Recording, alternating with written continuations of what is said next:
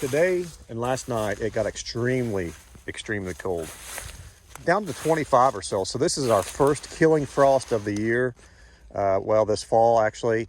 So the cover crop here that we had growing is going to see a little bit of a change. We have some major frost, as you can see on some of these plants. This looks like a purple top turnip, and you can see the ice crystals here forming. A lot of people ask me, why do we do this? What is the point of cover crop? Why is this something that we need to be looking into as far as having a good quality soil health in our fields? And that's the main reason, is soil health. We're not doing this because it looks good or for wildlife, even though that's a byproduct of it. But the main reason is because these plants are help building our soil structure. Organic matter, it's feeding the worms. Worms make good crops because ultimately we want happy soils. And to get happy soils, we have to have a biodiversity of different types of plants. So this field, for example, it's about 300 acres total in this bottom here.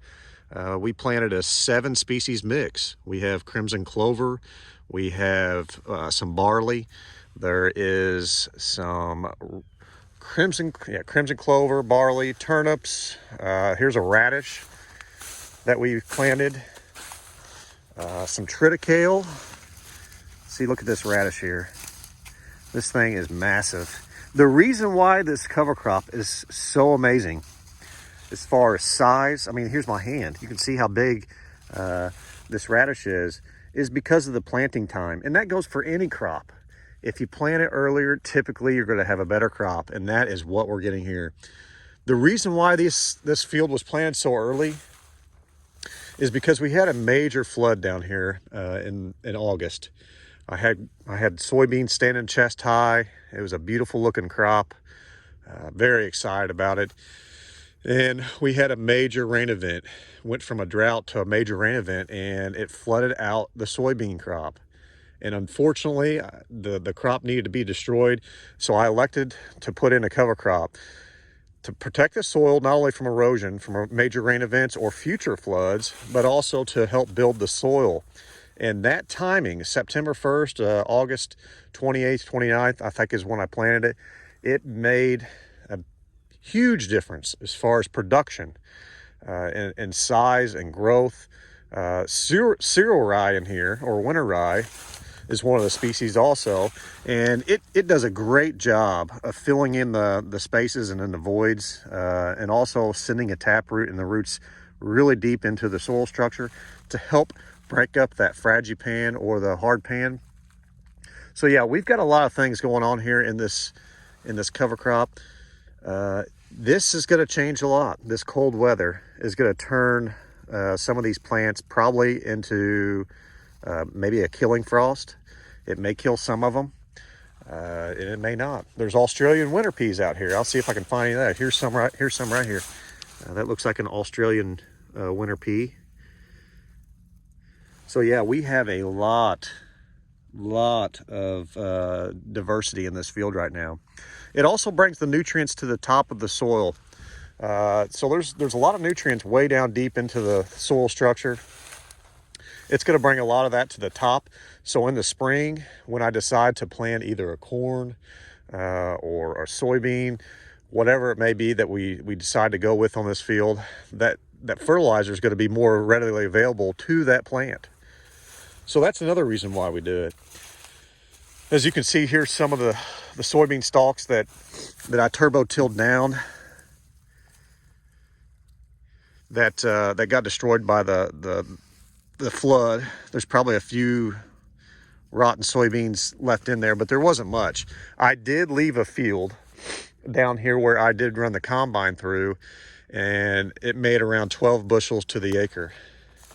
So it really wasn't worth at all trying to combine. And the dust and the dirt that was on that soybean plant was unbelievable. Very hard on equipment. So yeah, this is one of our 7 species mix fields that I ended up putting cover crop on. And look at I mean, just Just look at some of these radishes. They're doing great. Here's a turnip. You can tell by the turnip, the leaves are a little bit more flat. See, that one just pulled off. That one may not make it past this. Here's the turnip. That's an awkward shaped turnip. They're usually around, but he's a little bit on the different side. May not be a bad thing. The radishes, you can tell the difference in those is the leaves are a little bit more jagged. That's a radish. I think they're called forage radishes. There is a type of radish out there that's a driller radish or a tillering radish. They are supposed to send the main radish part down a little bit deeper to help break up the soil structure. And it also helps with making the soil more permeable, allowing water to transfer from the top of the soil down in through into the deeper parts of the soil. So there's all kinds of benefits to cover crop that we all need to be looking into and trying to promote on some of our farms. If I would not have done this would have been a fallow, after harvesting the soybeans, it would have been a fallow field. There would have been some soybean stubble here. There might have been a little bit of a volunteer dwarf barley coming up. We see a lot of that in these bottom fields here, which does help with keeping the soil together, at least in the fall and the winter time. But yeah, this cover crop is amazing. I can't say that I've ever had a cover crop look this good, because again, we've had a perfect amount of rain. We've had the planting time. Makes a huge difference.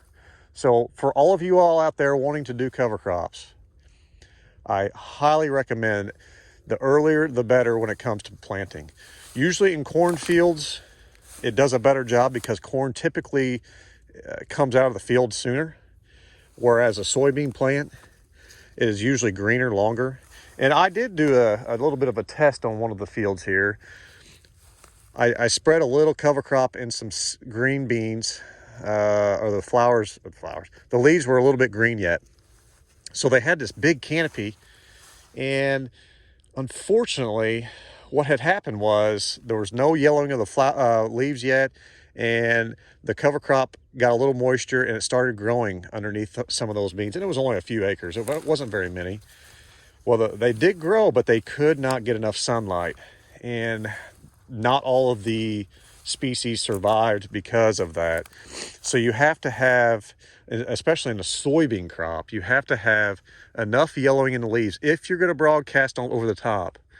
To allow, when they do start coming up, allow enough sunlight for them to continue to grow. So the best way to plant cover crops is to drill it or to plant it. In this case, I turbo-tilled it. With the Great Plains Turbo-Till, it did a phenomenal job. I like doing a little bit, and I'm talking a little bit of dirt movement when it comes to fall tillage in some fields, when I'm incorporating cover crop, because we do have a problem with the voles. Voles is an issue, and I know they're cyclical, which means there are years that they're worse than others.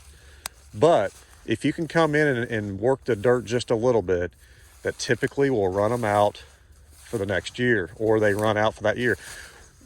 What does a vole do? A vole will come in an area when you plant your crop, usually soybeans, and they will come into that area, usually out of the waterways or the road ditches. They typically winter in those areas because that's where the food is. They like to eat, greens and grasses and just about everything else. And they will come out into your field, and there will be a patch of no soybeans. Then they'll come in and they'll eat the roots and kill them all as their small little soybeans. So you'll have a patch here, a patch over there. Some people say, well, that's lightning. Lightning went out and struck the field. Well, it's actually not. Now, I'm not saying lightning hasn't caused problems like that, but typically what that is voles. So the voles will come out, and the only predator to a vole is, one, probably disease, two, hawks, owls, coyotes. So all of your predators that you typically don't want to see when it comes to turkey production, deer production, the animals, as far as coyotes or bobcats, they come out and they hunt these things, these voles, and they'll dig them up. That's why sometimes you will see some holes in the field, because they're probably trying to dig up voles. But we don't want voles. Voles are bad. They cause problems in our fields. So a little bit of light tillage in the fall will help for the future to keep the voles out. And it also incorporates our cover crop, puts it under the soil just enough to make it just perfect for soil for planting. So yeah, we got a lot going on. This is the first frost again, like I said, our first freeze of the year, of the fall. So that's going to change a little bit of what's going on out here. I'm going to bet that some of these may start dying, or at least going the other way, possibly. You know, I've also heard that the frost or the freeze will bring the sugars out into the fruit of the plant and make it a little bit more tender for the wildlife, especially deer, or into the leaves. The sugars, they move around a little bit better when it does get really cold and a frost. So yeah, I recommend to everybody, plant cover crops. Not only does it help your soil for production, but look at the food plot I have here. This is amazing. For all you deer hunters out there, for all you turkey hunters out there, could you ask for a better food plot? No, I don't think so. So yeah, keep trying to promote soil health, and I recommend everybody, if you ever have a question about what to do, feel free to ask. Go to your local NRCS office. They can help you out. They do a great job. They have a lot of information, or your local university. So yeah, I would recommend, any chance you get, to ask someone who will know. And I'm not saying I know everything, but there are some things that I have done long enough that I kind of have a good idea on. I'm sure there's somebody out here that knows a lot more than I do. So everybody have fun, live the dream.